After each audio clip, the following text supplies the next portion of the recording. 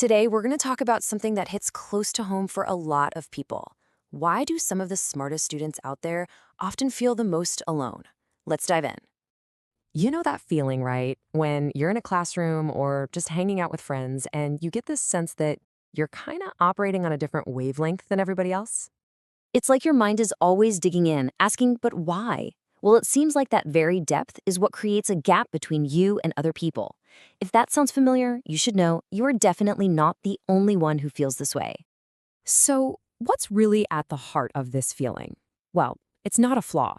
It really just comes down to a fundamental difference in how your mind is wired to process the world. See, for deep thinkers, a conversation isn't just back and forth chatter. It's a chance to analyze. You can't help but question assumptions, which is exactly why all that small talk about the weather can feel so unsatisfying. Honestly, it can be totally draining. And this different way of thinking leads us straight to our next point, what you could call a social mismatch. Now, this isn't about being better or worse than anyone. It's just about having different priorities when it comes to connection.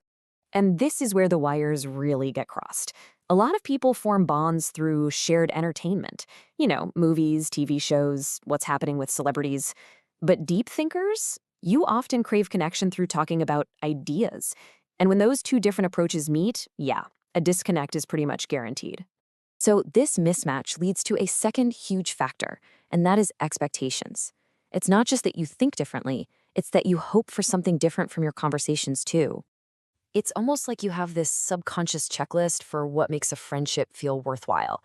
You want deep connections, conversations that actually challenge you, and people who have some emotional maturity. But the tough reality is not everyone is looking for that same level of intensity all the time. And what happens when those high expectations aren't met over and over again? It's pretty simple, isn't it? You start to withdraw. You pull back. It just feels easier to be alone with your thoughts than to be in a crowd and feel disconnected anyway. Okay, so we've gotten to what is maybe the most important part of this whole thing. It is so easy to misread this feeling of being different as a sign that you're somehow superior. But that is a total trap, and we need to reframe it. Let's just let that sink in for a second.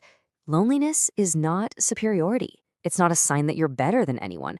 In fact, it's pointing to something else entirely. It's a social skill gap. And that idea is really powerful because it completely reframes the problem. See, this isn't a fixed personality trait.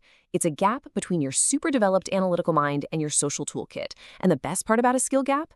It can be closed. So how do we close that gap?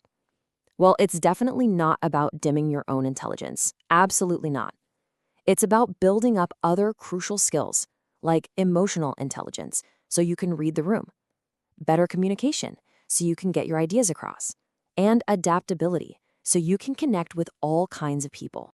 All right, so if we know it's a skill gap, what's the game plan? How do we actually start building that bridge? This next part is all about the path forward, and it's a really empowering one. This right here, this should be your mantra. The solution is never, ever to dumb yourself down.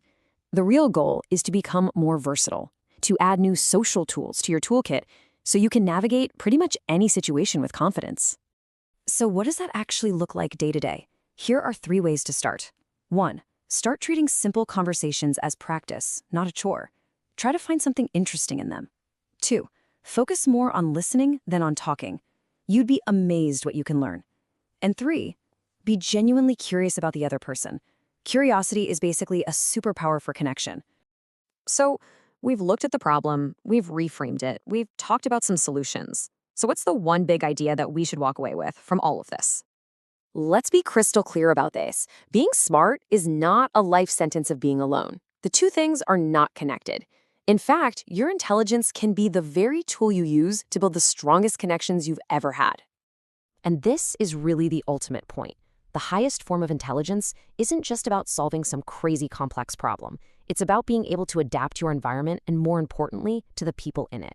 It's about using your powerful mind to understand others and truly connect with them.